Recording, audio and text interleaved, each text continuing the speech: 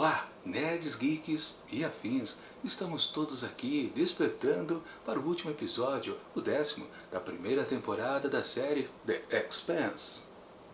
So long as I play a familiar role, the stubborn old one, eyes locked on yesterday's game, too blind to see the world has passed her by. Pois bem, pessoal, finalmente chegamos então ao encerramento dessa primeira temporada dessa série de ficção científica muito interessante, que eu curti bastante todo esse primeiro lote de episódios. Sempre lembrando que estamos fazendo aqui no Mantado Nerd uma maratona preparatória para a estreia da 5ª temporada, agora em dezembro próximo. Um vídeo atrás do outro. Se bem que eu posso furar um dia aqui ou outro acolá, mas o que vale aqui sim é pegar toda essa série, todo o início dela, né? E ver como é que tudo funciona assim numa carreira só. Sim, sempre é diferente da gente acompanhar semanalmente, mas também é interessante. Por exemplo, né, essa questão de ter um episódio duplo finalizando uma temporada. Eu já comentei no vídeo passado, né? Esses dois episódios, na verdade, foram escritos de maneira isolada, mas eles possuem uma unidade realmente muito interessante. Só que eu meio que já havia dito lá, né, no outro vídeo, que esse segundo episódio carecia um pouco da necessidade do primeiro realmente existir, porque ele sozinho ele é um pouquinho inferior, justamente porque esse episódio é daquele tipo de escape, ou seja, há uma certa urgência, uma necessidade dos heróis se salvarem. Aqui no caso, em duas vias de escape, né? Uma pelo lado do Holden e do Miller, e do outro, Naomi, Alex e Amos. E sim, se produz com isso um episódio com emoção. Mas no fundo, todo esse tipo de tensão, na verdade, criada por esta narrativa, a gente pode considerar como batida. No fundo a gente sabe que eles não estão exatamente correndo perigo, porque eles vão se salvar ao fim do corredor. Porque literalmente esse tipo de ação, a ação de escape, só gera isso realmente, uma tensão falsa. Na verdade, todo mundo vai ficar bem lá no final.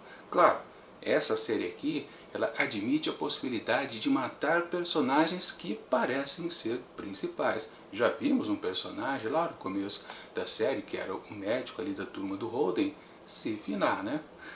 E também tivemos a pegadinha de um outro personagem, que era o parceiro do Miller, aparentemente morrer, né? Ter uma morte quase que certa, e na verdade ele sobreviver. Ou seja, também a série gosta de brincar com a possibilidade da morte plena, sem escapatória, como também de ter algo que provoca uma certa reviravolta e meio que engana o pessoal, né? Coisa de pegadinha do malandro quase. Mas enfim, o que vale é que realmente toda essa segunda parte está baseada no escape. E se eles estão escapando, eles vão conseguir literalmente sair de lá. É básico isso. Ou seja, quando eu estou assistindo esse tipo de produto, eu não fico tão tenso, não fico emocionado, não fico ansioso em saber como é o desfecho, porque sim, sempre vai acontecer isso. Claro que eles colocaram alguma possibilidade de alguém morrer, que era exatamente a contaminação radioativa do Miller e também do Holden. No caso, né, a gente pôde perceber que para a fisionomia Belter do Miller, aquilo foi bem pior. Ele começou a ter efeitos nauseantes, né, determinando, claro, que ele tem menos horas de vida do que o Holden. Isso foi curioso, né? Geralmente a gente podia pensar, não, é o humano que é o mais fraco. Na verdade, a série inteira acho que já diz pra gente, né, que os Belters, eles têm uma constituição inferior aos humanos. Se bem que isso vale bastante lá no planeta Terra, né? Aqui, no ambiente mais espacial, talvez seja bem equiparado. Mas, claro, se tratando de radiação, os Belters estão numa situação um pouquinho complicada. E claro, né?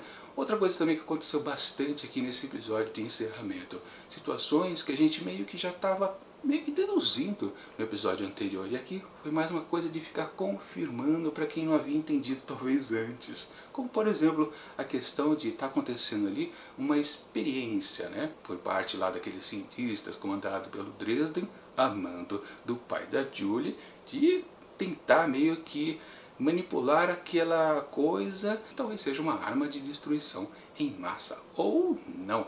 Na verdade, eu ainda estou com essa ideia fixa. Eu acho que não é no fundo. Porque por enquanto a gente pode considerar que o vilão da série são justamente essas duas figuras principais, o pai da Julie e esse tal cientista, o Dresden.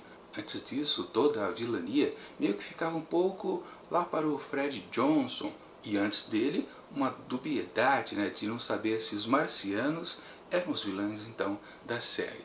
Bom, cada vez mais a gente vai distanciando de que Marte realmente tem alguma coisa a ver com toda essa jogada política, principalmente, né? E depois o Fred Johnson meio que está atuando naquelas de proteger mesmo o seu povo, mas é um cara dúbio também, do tipo traíra, com certeza. Mas agora nós temos sim fixado que o pai da Julie e o cientista são os vilões então que devemos prestar atenção. Isso a série está comunicando pra gente. E uma coisa importante que acontece logo no começo aqui desse episódio.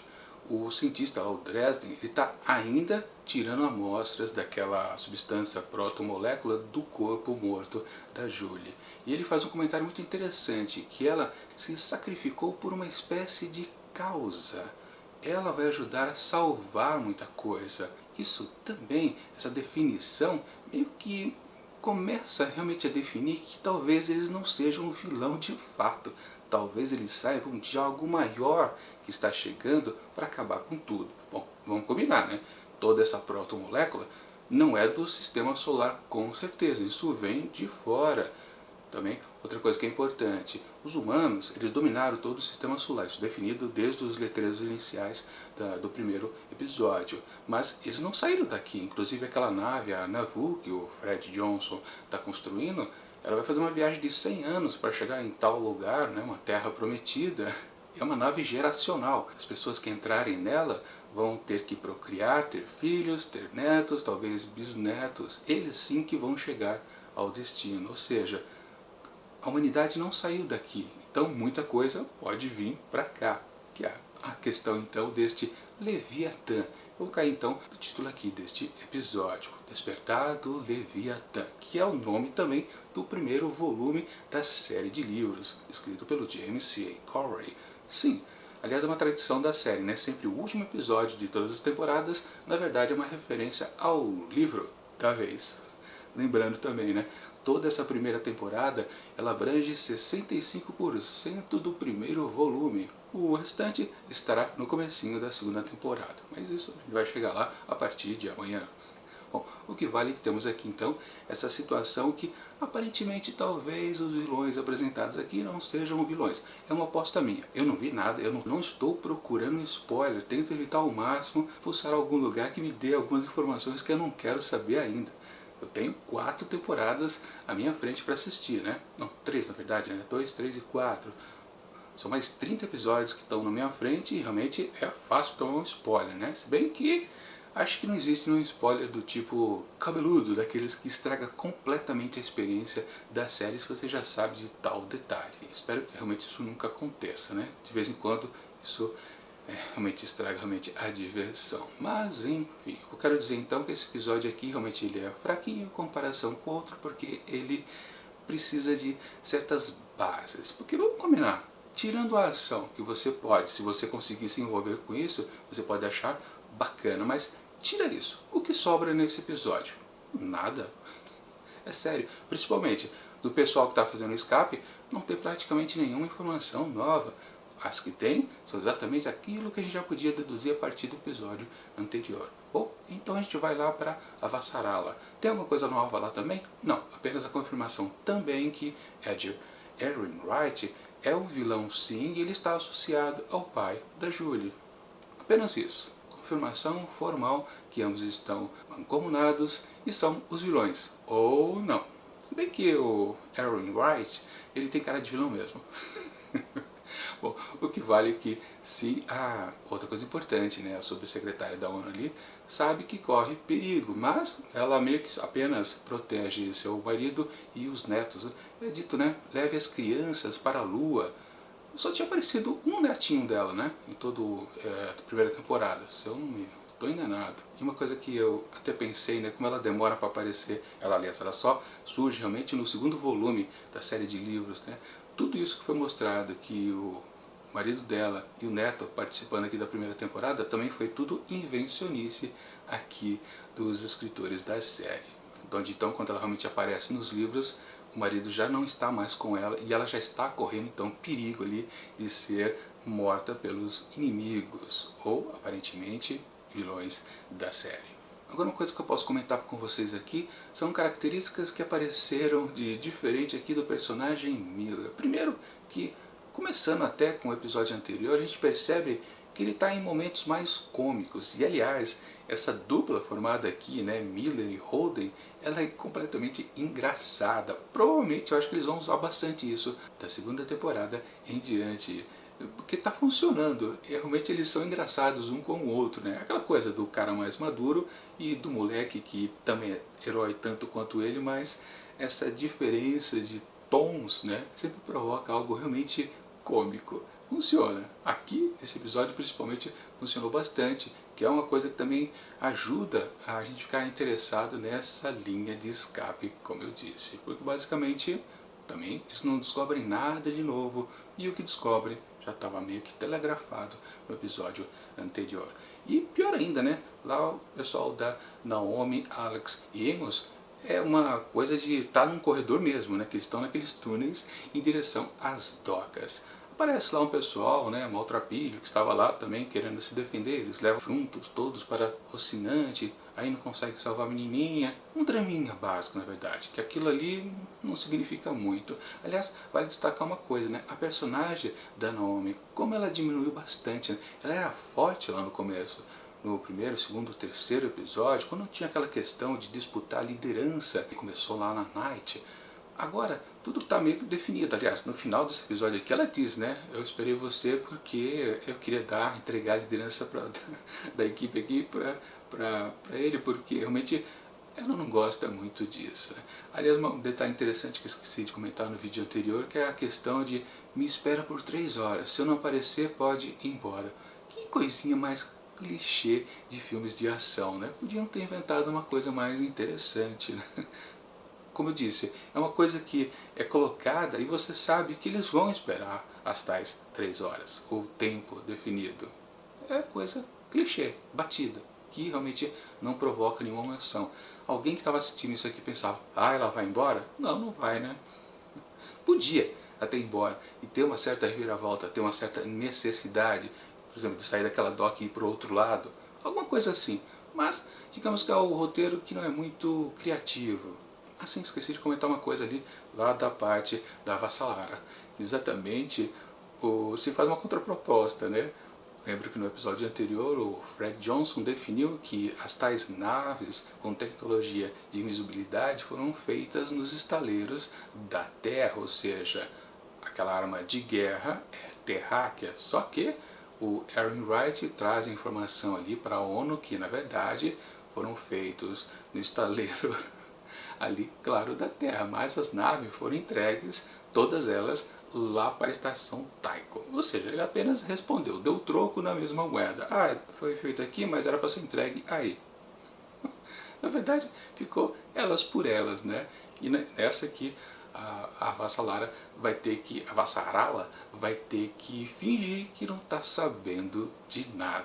Na verdade, sim, ela está correndo muito perigo. Mas aquela coisa, na verdade, o único perigo de fato real que existe aqui nesse episódio é a tal protomolécula, que a gente descobre ao final do episódio, realmente encerrando toda a temporada, com aquele personagem que era o espião a bordo da Rocinante, o Kenzo, né? Acho que é esse o nome dele.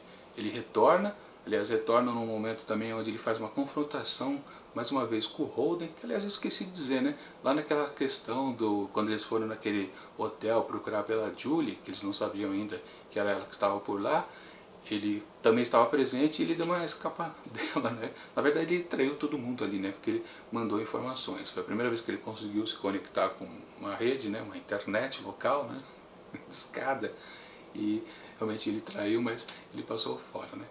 Aquela coisa para mostrar que o mocinho não tem coragem de dar um tiro, né? Coisa que ele já tinha dito, inclusive, numa cena antes com o Miller. Ou seja, aquilo também foi um pouquinho repetido. De novo, um roteiro um pouco preguiçoso. Mas, mesmo assim, no fundo, o episódio em si, ele é interessante. Fraco, mais fraco sim que o da semana passada. Longe de ser aqueles episódios quase perfeitos daquele primeiro momento da série, né? Nos 5 primeiros episódios aqui seguidos, 5 não, 4 seguidos foram nessa balada de estarem realmente, na minha opinião, perfeitos. Mas voltando ao que eu ia dizer, né, que é a questão lá da protomolécula, que no final ele, o tal Kenzo, o espião lá da Rocinante, encontra, né, exatamente aquelas esporos talvez, né, que estão brilhando, aqueles pontinhos azuis. E depois de um certo momento, esse conjunto de pontos que estão flutuando no ar, eles formam uma forma humanoide. Mas depois você até pensa, uau, vai aparecer aí uma forma realmente extraterrestre. Mas aquela forma, na verdade, é um reflexo da imagem dele. Ele se mexe também, ela se mexe ao contrário.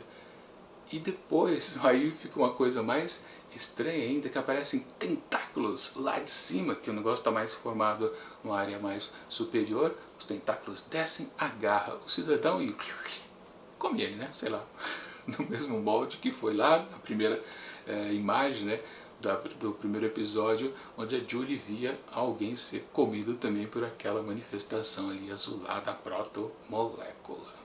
E também meio que para confirmar o que eu havia dito no vídeo anterior, né? Eu acho que a série, aos poucos, ela vai se conduzindo realmente para algo um pouco que parece, talvez, mais fantasiosa. Necessariamente não, mas parecendo que é uma coisa realmente vindo de fora, né? Por aí. E bom, no geral, sim, esse final foi impactante de você querer ficar ansioso durante um ano para saber a resposta? Mais ou menos, não é uma grande coisa assim.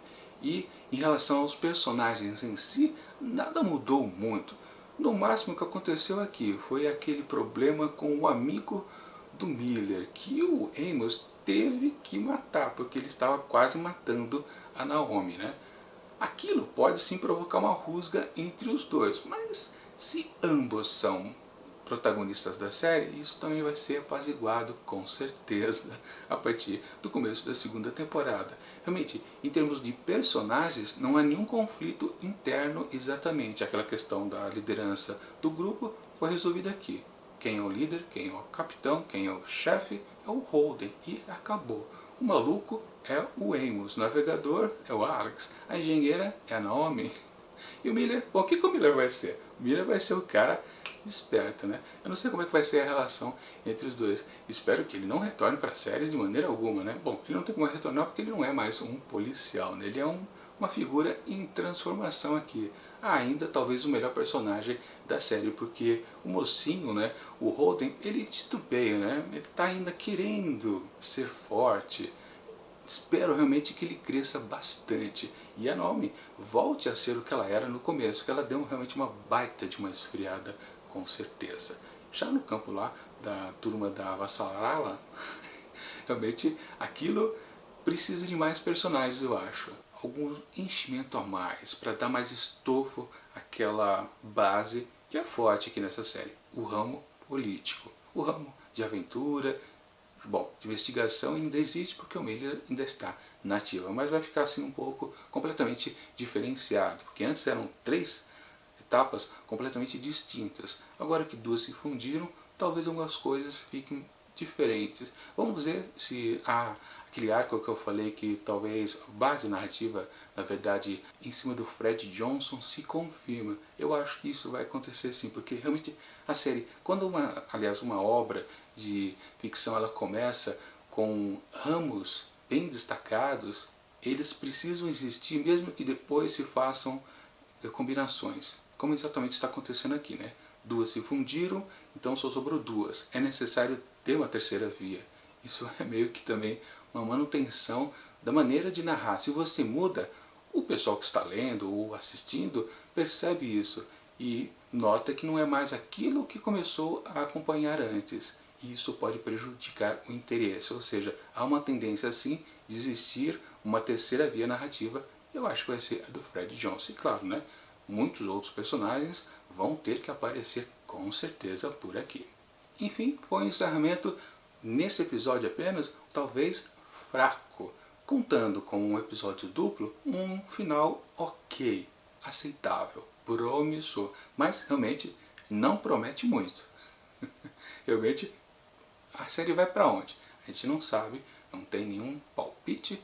Eu não sei o que dizer, para falar a verdade, mas estou muito curioso. E claro, vou continuar assistindo porque é sim uma das melhores séries de ficção científica que eu vi nos últimos anos. Pena que realmente eu não acompanhei lá na época de lançamento de 2015 para 2016. Mas tudo bem, estou vendo tudo agora no regime de maratona e estou me divertindo. Agora então, amanhã a gente vai para o primeiro episódio da segunda temporada da série The Expanse. E talvez, provavelmente amanhã mesmo, eu também coloque um vídeo extra fazendo um resumão aqui dessa primeira temporada. E faltou dizer a nota, né? Para esse 10º episódio final aqui da primeira temporada, eu atribuo 4 asteriscos. Um pouquinho inferior ao outro, que foi 4,5. É isso.